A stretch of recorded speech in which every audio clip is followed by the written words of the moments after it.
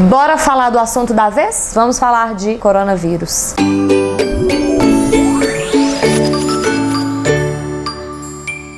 Eu sei que vocês já não devem aguentar mais falar nesse assunto, mas muita gente tem me pedido para falar um pouquinho sobre isso e vou atender. Então eu queria começar falando um pouco da história de como que surgiu esse vírus. Especula-se que esse vírus tenha surgido num mercado chinês, né, em que eram vendidos animais vivos, no mercado de frutos do mar, e que essa transmissão ela ocorreu por meio de uma mutação de vírus que infectavam animais, e esses vírus que infectavam somente animais, eles sofreram essa mutação e começaram a infectar seres humanos. E daí em diante, esse vírus sofreu uma nova mutação, ou nessa mutação já vinha o pacote completo, que ele conseguiu também infectar seres humanos a partir desse ser humano infectado. Ou seja, primeiro saiu do bicho, foi pro ser humano, depois ele adquiriu a capacidade de infectar outras pessoas a partir do próprio ser humano. Como que se descobriu isso? Vendo que existiam pessoas que não frequentaram esse mercado e que ficaram doentes. E aí essa transmissão ela foi acontecendo de pessoa a pessoa até chegar em um número grande de pessoas na China. Depois desse número grande de pessoas na China, com a globalização, né, gente, todo mundo vai para todo lado, todo mundo circula para todo canto no mundo, foi passando para outros países, depois para outros continentes. E aí a partir do momento que você tem mais de um continente afetado, a gente já chama isso de pandemia. E como que transmite esse raio dessa doença, né, gente? A transmissão, ela é feita por meio de gotículas respiratórias, ou seja, sabe aquele cuspezinho que sai quando você tá falando? Às vezes sai uns cuspezinhos que você não tá nem vendo, entendeu? A tosse, o espirro, né, obviamente, também leva, né? Então a gotícula respiratória que sai por meio dessa fala, espirro e tosse, ela vai direto, pode ir direto para a mucosa de uma outra pessoa, né? E aí eu tenho uma infecção direta por gotículas. Mas essa gotícula respiratória que carrega vírus, ela pode também cair em superfícies. E aí a pessoa que está circulando naquele local, ela encosta nessa superfície. Dá um exemplo muito simples, maçaneta, né? E ela pega esse vírus e aí ela põe a mão na boca e ela vai tirar um tatu do nariz e aí ela vai coçar o olho e aí ela leva esse vírus para as mucosas dela e ela é infectada. O que eu quero dizer com isso? O vírus, ele passa pela gotícula, mas ele também é capaz de sobreviver em superfícies. Não é todo vírus que consegue, né, sobreviver em superfície. Tem vírus que precisam de estar infectando uma célula para poder sobreviver. O coronavírus, ele sobrevive em superfícies, então ele pode ficar um bom tempo em cima de uma mesa, em cima de uma maçaneta, em cima de uma sacola de compras, e aí a pessoa que vai lá e mete a mão, leva o vírus para ela. Outra forma de transmissão é a transmissão por meio de aerossóis. Não sei se vocês já ouviram falar sobre isso, né? Aerossol é uma partícula muito pequenininha que fica em suspensão no ar. São poucas as doenças que têm esse tipo de disseminação. O coronavírus, em alguns estudos experimentais, foi demonstrado que ele pode sobreviver em suspensão no ar em algumas situações específicas, principalmente quando a pessoa que está doente ela é submetida a algum procedimento invasivo, tipo aspiração de secreção, tipo intubação orotraqueal, mas isso não é uma coisa para a população em geral se preocupar, é uma coisa para o profissional de saúde se preocupar. Então, existe transmissão por aerossol. E qual que é o período mais comum de transmissão da doença, né? Normalmente, o período de maior transmissibilidade é nos primeiros 7 dias da doença. Então, começou os sintomas hoje, nos próximos 7 dias é o período que eu mais vou transmitir. Esse período pode se estender até 14 dias. Por isso que normalmente quando a gente coloca uma pessoa em quarentena, porque ela está doente, ela fica pelo menos 14 dias isolada do restante das pessoas. Agora, antes de manifestar a doença, é possível transmitir? Não sabemos. Infelizmente, por ser um assunto muito novo, é difícil a gente afirmar qualquer coisa a respeito disso com muita certeza. E o que a gente tem de dados é o que a gente está estudando com o que já temos de informações. Então a gente ainda não tem essa informação de quantos dias antes a gente está transmitindo. A gente só sabe que nos primeiros 7 dias é o período mais crítico. Considerando então essa forma de transmissão, vamos pensar aqui, um pronto atendimento cheio de gente. Pronto atendimento de pediatria. Vamos lá. 90% dos casos de pediatria são casos respiratórios. E mesmo os casos que não são respiratórios, tem meleca. Porque uma criança chora, gente, ela solta meleca. Ela solta meleca por todos os orifícios que você imaginar. Então, a criança, ela mete a mão no catarro, passa catarro na mesa, passa catarro na mãe, passa catarro no coleguinha, lambe o coleguinha. Então, um pronto atendimento é um local de alta transmissibilidade, principalmente um pronto atendimento de pediatria. Por isso, nós temos sido tão enfáticos em pedir para as pessoas não irem ao pronto atendimento sem necessidade, ok? ok? Vamos pensar agora num outro cenário, um supermercado. No supermercado, quantas pessoas estão ali? As pessoas pegam na fruta, botam a fruta dentro da sacola, falam, ah, não gostei da cara dessa fruta, devolve a fruta, pega na sacola, pega na prateleira, pega em tudo, e a gente tá lá, metendo a nossa mão o tempo inteiro. Por que a gente fala para as pessoas ficarem em casa? Por causa disso. Porque não tem como a gente controlar o tempo inteiro todas as pessoas que estão encostando nos locais. Não temos como controlar as pessoas que estão falando e que estão deixando perdigotos, né? Gotículas de saliva nos locais. Então, por isso que a principal medida de controle dessa infecção é mesmo o isolamento social. Calma que eu ainda vou falar da máscara e do álcool. Vou falar. Vamos continuar falando sobre a doença. O coronavírus, ele tem um período de incubação. Todas as doenças, na verdade, têm um período de incubação. O que é um período de incubação? É o tempo que leva entre eu ser infectada e eu manifestar a doença. Então, vamos supor, eu tive contato hoje com uma pessoa doente, então eu já fui infectada, mas eu vou demorar um tempo para manifestar a doença. O período de incubação do coronavírus, ele é normalmente entre 4 e 5 dias, mas pode chegar a 14 dias. Ou seja, eu posso ser portadora assintomática por um bom tempo e nem saber. Tô lá andando de boa, sem minha máscara, falando, cuspindo, enfim, espirrando, tossindo e deixando meus vírus aí por aí. Justamente pelo que eu falei anteriormente, a gente não sabe se a gente está transmitindo antes de ter sintomas. E falar em sintomas, quais são os sintomas então? Como que é a manifestação clínica do coronavírus? Ele se manifesta por uma síndrome gripal. O que é uma síndrome gripal? São sintomas de resfriado, né? Nariz escorrendo, nariz entupido, tosse, dor de garganta, mais febre. Tá? Então, a síndrome gripal, para eu chamar ela de gripe, eu tenho que ter sintoma sistêmico, eu tenho que ter acometimento sistêmico. O que é isso? É febre, é dor no corpo, mal-estar, como nunca antes visto, entendeu? Deve ser tipo uma dengue, assim, que dá um mal-estar terrível. E normalmente, gente, os casos de gripe por influenza, eles dão febre ali nos 3 primeiros dias, mas depois a febre começa a diminuir, os sintomas sistêmicos começam a melhorar. No caso coronavírus, não, é o contrário. Nos primeiros dias a febre tende a ser um pouco mais baixa e ela vai subindo. Ela começa a subir depois do 3º dia e começa a piorar daí em diante. Então parece ser uma gripe muito mais forte do que o normal e ela pode chegar a ter acometimento respiratório baixo, ou seja, ela chega até os pulmões, ela causa uma pneumonia viral. Então ela vai causar sintomas de falta de ar, desconforto respiratório, má oxigenação. Isso no idoso, no adulto. Na criança, gente, é um pouquinho diferente. Criança, os casos tendem a ser muito mais leves. Nós temos um comparativo, assim, enquanto no adulto, 99% dos casos vão ter febre, na criança, apenas 41% dos casos vão ter febre. Então, a maioria das crianças não tem febre. Não tem. A maioria dos casos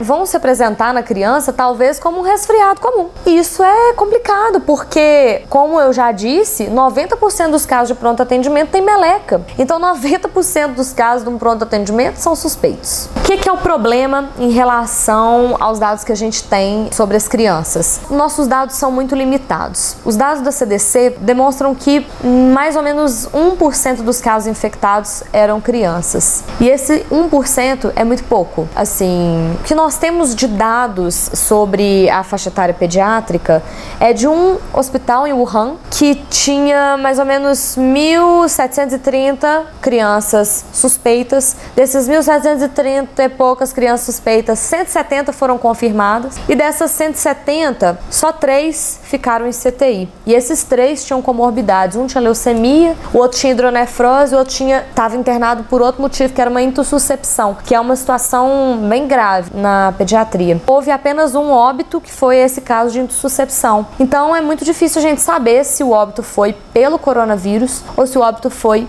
por causa da intussuscepção. Só que o N trabalhado, né, o N é o número de pessoas estudadas, foi um N muito pequeno, 170 pessoas é muito pouco para estatística, mas é o que a gente tem. E dentro desse N tão pequeno de 170 pessoas, 15% dessas crianças eram absolutamente assintomáticas. Tinha nada, gente. E mais ou menos metade disso, uns 7%, não tinha sintoma nenhum e tinha alteração radiológica, tinha alteração no exame. Então, assim, até difícil difícil chegar a esse dado, porque normalmente você não vai fazer exame numa pessoa que não tem sintoma, né? É muito difícil. Como que tem sido hoje em dia, então? O que a gente considera aqui no Brasil como caso suspeito? Até semana passada, como ainda não tinha decretado-se, né, que existia a transmissão comunitária, no nosso país a gente considerava caso suspeito só quem tivesse tido contato com pessoas que viajaram com doença confirmada ou quem tinha viajado e tinha sintoma gripal, tá? Então a gente só considerava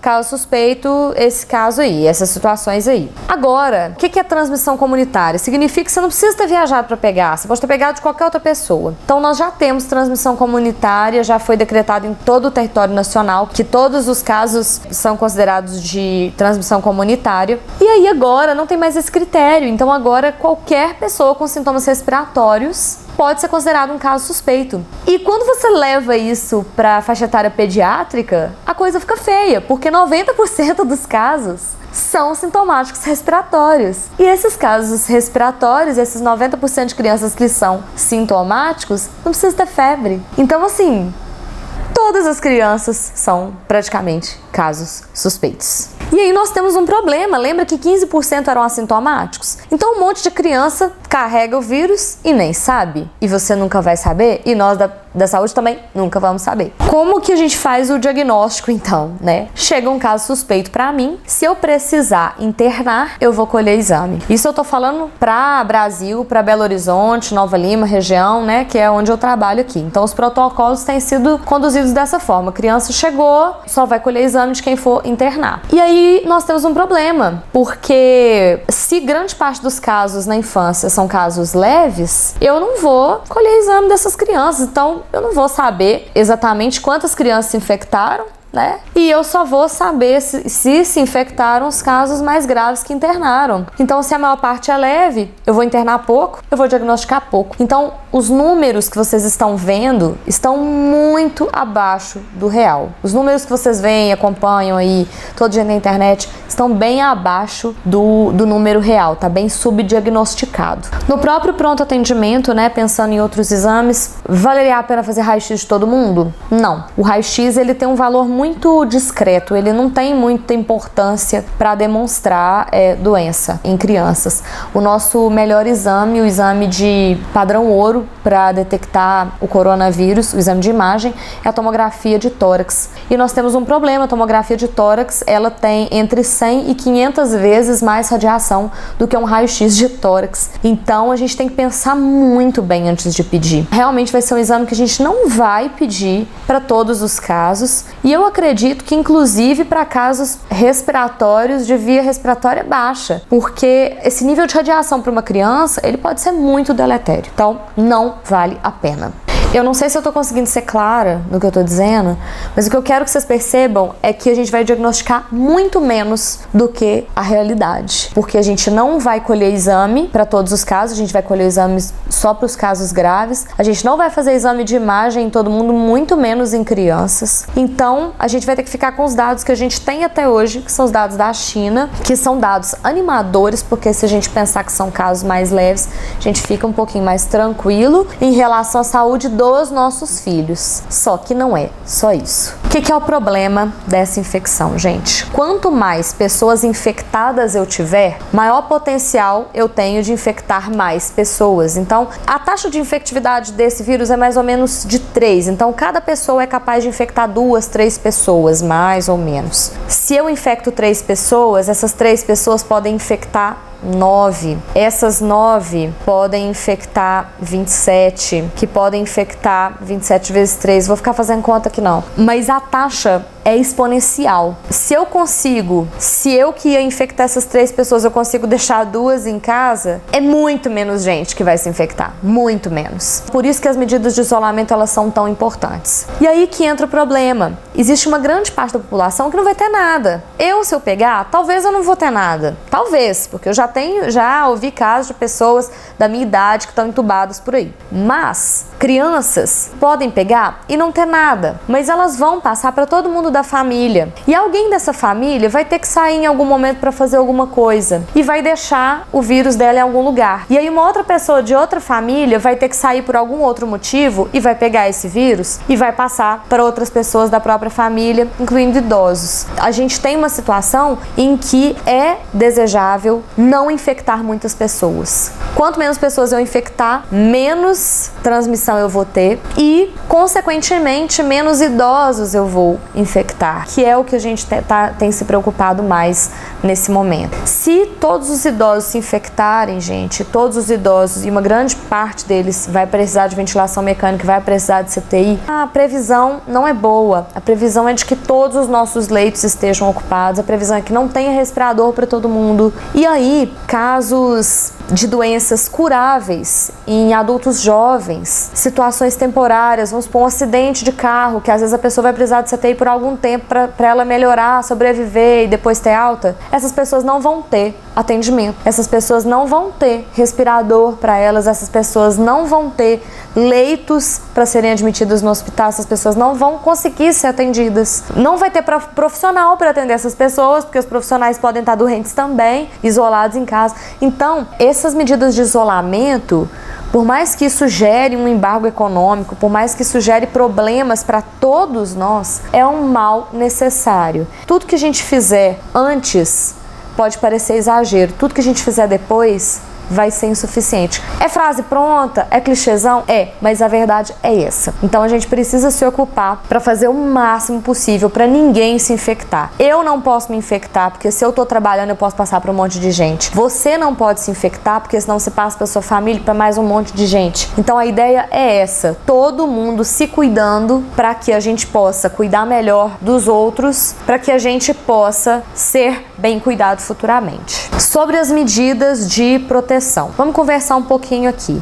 Máscara cirúrgica. Para que serve a máscara cirúrgica? A máscara cirúrgica é para você não jogar as suas gotículas no ambiente. É para você não jogar as suas gotículas na mucosa do seu colega. É para você não jogar as suas gotículas em superfícies que outras pessoas venham botar a mão. Essa máscara, ela não te protege contra gotículas de outras pessoas.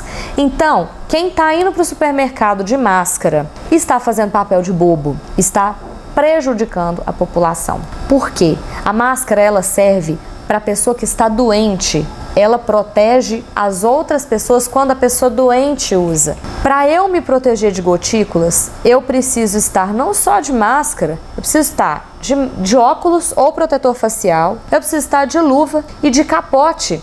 Então, se você está achando que você está se protegendo, você teria que estar completamente paramentado no supermercado, mas ninguém está paramentado no supermercado. O povo está no supermercado de máscara, achando que está fazendo alguma vantagem, mas não está. E aí o resultado disso, tem faltado máscara para os profissionais de saúde, tem faltado máscara nos hospitais, inclusive para a gente dar para os pacientes que estão doentes, para eles não transmitirem para os coleguinhas na sala de espera. Outra medida que é muito importante é evitar tocar os olhos, evitar tocar o nariz, evitar tocar a boca. É muito difícil, gente, é muito difícil. Só enquanto eu tô gravando esse vídeo, eu já me cocei várias vezes, dá vontade de roer unha, que eu tenho esse péssimo hábito, devia parar, né? A gente encosta em tudo, a gente encosta em maçaneta, a gente encosta em superfície e tudo isso pode estar contaminado. A ideia é higienizar as mãos com frequência, por isso falou-se tanto no álcool gel. Mas não é só álcool gel não, você pode lavar, se você não tiver álcool, você pode lavar sua mão com água e sabão, você está se protegendo da mesma forma. Então a gente tem que evitar tocar superfícies, evitar tocar os olhos, nariz e boca e higienizar frequentemente as mãos. Toda vez, inclusive, que você toca o seu nariz, toca a secreção, você tem que higienizar suas mãos. Ah, uma coisa importante, se você tá de máscara e você encosta na parte da frente da máscara, você já pegou, tá? Você já pegou em secreção e aí você já tá com a mão suja. Se você coçar seu olho, você pega a doença, mesmo estando de máscara. Para higienizar superfícies, o que pode ser usado para higienizar superfícies? Pode ser álcool 70%, mas se você não tem álcool 70%, se você não tem álcool gel, você pode desinfetar a sua superfície com solução de hipoclorito, né? Ou seja, água sanitária. E você pode desinfetar a superfície superfície com outros desinfetantes também. Não precisa necessariamente ser o álcool gel. Eu vou dar um exemplo para vocês. Eu não posso usar álcool na minha mão, porque eu tenho uma alergia. Então eu tenho que lavar minha mão o tempo inteiro. Água com sabão. E funciona. Tem que funcionar. O uso da máscara não é só ter a máscara, né? Você tem que ser treinado a usar essa máscara. Você tem que ser treinado a tirar, colocar essa máscara. Senão não adianta. Inclusive, por exemplo, para nós pediatras que fazemos horoscopia, né? A gente olha a boca das crianças. Não sei se vocês já repararam quando a gente vai examinar os filhos de vocês, que os filhos de vocês cospem na nossa cara, né? A gente põe o abaixador de língua e a gente precisa de provocar um reflexo de vômito para a criança anteriorizar um pouco a amígdala e a gente conseguir ver. Então a criança faz... Nisso ela normalmente cospe na nossa cara. E aí a gente precisa de proteção contra isso. Seria a horoscopia um procedimento gerador de aerossol? Eu acredito que sim, tá? Então, assim, para eu fazer horoscopia, eu preciso estar no mínimo de protetor facial, aquele protetor de acrílico, ou eu preciso estar de N95, que é uma máscara que protege contra partículas, contra aerossóis. E muitos hospitais não têm tido esses materiais justamente porque as pessoas estão comprando, usando sem a menor necessidade, usando sem indicação e prejudicando todo o serviço de saúde. O que essas pessoas não estão percebendo é que elas estão prejudicando a elas próprias, porque a partir do momento que falta máscara no pronto atendimento, na hora que você precisar do pronto atendimento e você chegar para ser atendido, você vai estar exposta porque não tem máscara para o seu colega que está doente.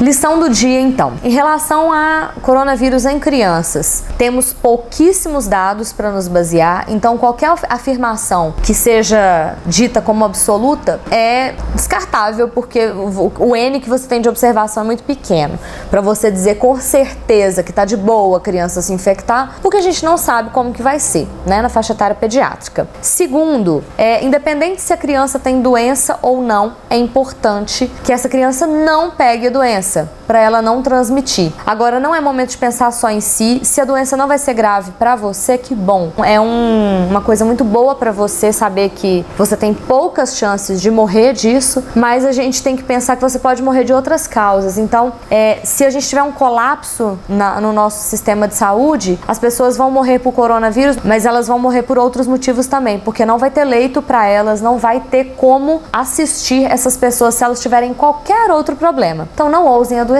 E o último recado que eu tenho para dar é a respeito de consciência. Nesse momento, esse vírus ele tem mostrado muita coisa pra gente. Ele tem mostrado que medidas individuais e nada é a mesma coisa. Então, você pensar somente no seu umbigo, você agir somente por benefício próprio, não vai ajudar a resolver o problema que o mundo está passando. Então, agora, ou a gente age no coletivo, ou todo mundo vai se ferrar junto. Então, gente, é isolamento social, é pra todo mundo ficar quieto em casa. Não é para sair de casa por bobagem. Idosos não saiam de casa em hipótese alguma. Na minha casa, eu tenho levado as compras dentro do porta-mala, entro na garagem, o pessoal tira as compras. Lembrar, tem que jogar a sacola fora, lavar tudo com água e sabão, todas as compras, porque tudo ali fica contaminado. Frutas e verduras, higienizar com solução de hipoclorito, com água sanitária. Todo cuidado é pouco. A gente tem que seguir à risca todas as recomendações da OMS. Todas as recomendações